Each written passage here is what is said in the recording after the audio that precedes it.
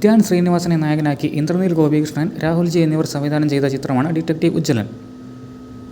ഈ സിനിമ ഞാൻ നിങ്ങൾക്ക് റെക്കമെൻഡ് ചെയ്യുകയാണ്.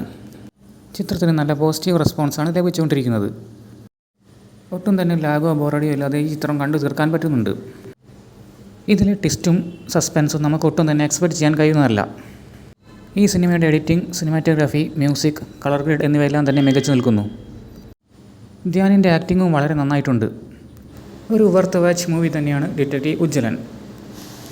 ഈ ചിത്രം പ്രൊഡ്യൂസ് ചെയ്തിരിക്കുന്നത് സോഫിയ പോളാണ്. കോട്ടയം നസീർ, സീമാജി നായർ, കലാഭവൻ ഷാജോൺ എന്നിവരും ഈ ചിത്രത്തിൽ അഭിനയിച്ചിരിക്കുന്നു. മ്യൂസിക് ചെയ്തിരിക്കുന്നത് RC ആണ്.